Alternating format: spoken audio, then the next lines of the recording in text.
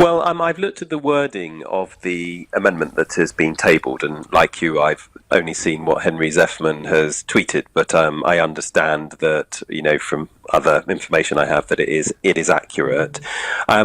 There's a couple of practical issues here. First of all, to achieve the objective set out in the amendment, which you just read out, really the only way of doing so is by the UK continuing to be part of the European Economic Area, which uniquely offers the UK the chance to continue to have the economic benefits of EU membership whilst being outside of it, like Norway, Iceland, Liechtenstein, for example. The second point is that the only amendments, apart from where the government has been able to command a majority, that have got through in the House of Commons are those that have sufficient support across both sides of the House of Commons.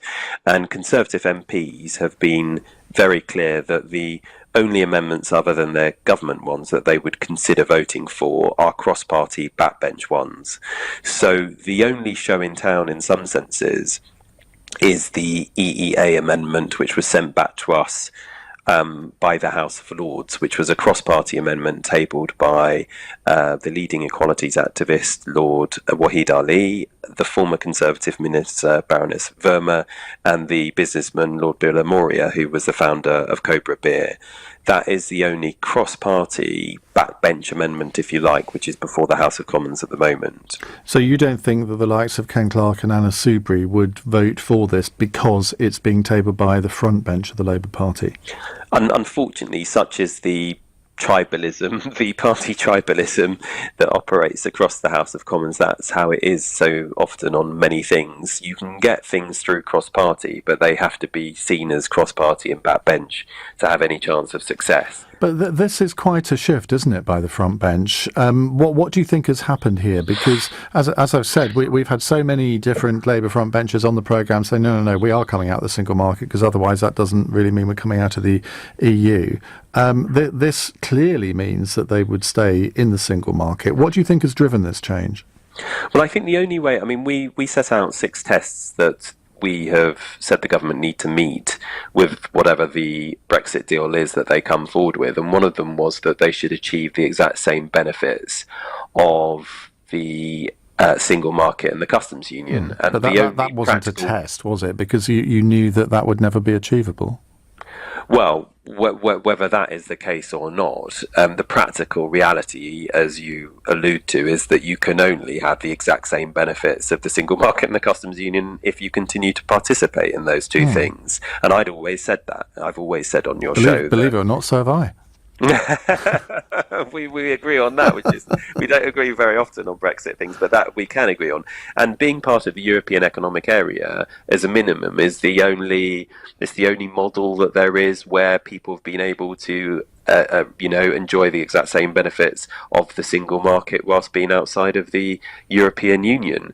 So in many respects, it's just simply a recognition of the logic of the test that Labour had already set for itself. I would have thought you would be celebrating about this, but you actually sound quite depressed. I'm not depressed, but I'm not celebrating, because like the Conservative government and many hardline Brexiters, what the amendment says is that it wishes for us to continue to access the internal market. And because both of us have talked about and debated on this so many times on your show, I want so much more than that. And in fact, the overwhelming majority of Labour's members and voters want much more than access. Any country can have access through a free trade agreement to the EU single market on certain terms, but the best way to access it is tariff-free, is through being part of the European Economic Area, short of EU membership. Doesn't this mean, though, that Labour will impose a 3-line whip on that crossbench Lords amendment that you talked about, or were they going to do that anyway? Well, we don't know. So they must do now, surely. Well, that's my argument, is that the logic of the amendment that they've put down, which I'd be surprised, and of course I would, strongly encourage Conservative MPs to support it, but they have said to me that they will not support any amendments tabled by Labour's front bench.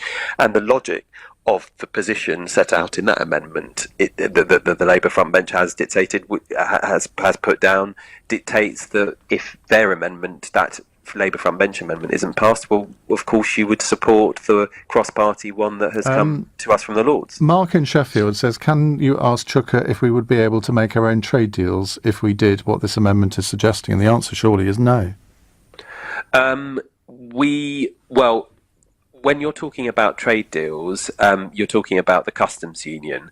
What being part of the internal market is about is being part of the framework of regulations which are harmonised and apply across the European Union on workers' rights, product standards, on environmental protections, on for the consumer. The customs union relates to trade deals, and my argument has been if we make trade deals with other countries working through the customs union with the other member states of the European Union, we have a much stronger bargaining position to do a trade deal with China or the US or whoever it may be. We don't have any bargaining position. On our own. Well, we do, but we just do it as part of a collective at the moment, a collective of 500 million consumers. But Barry Gardner is trying to persuade us that that we would have a seat at the table alongside the EU, which is fundamentally ridiculous because we know that Brussels would never allow that. I don't think. I don't know what they would or what they wouldn't accept in that respect. Well, you know that they wouldn't. I mean, that would be giving us enhanced influence to what we have now.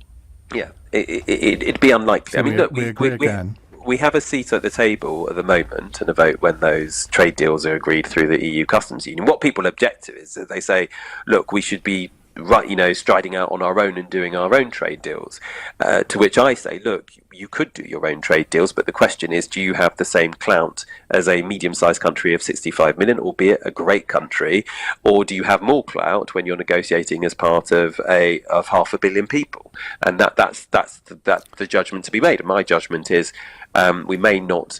On our own we may not, when we're making trade deals with other countries outside the EU, with EU members, be able to do so just on our own whim, but we certainly have more clout. And that's what it is when you're doing a deal. What's your bargaining power? Just before I let you go, can I do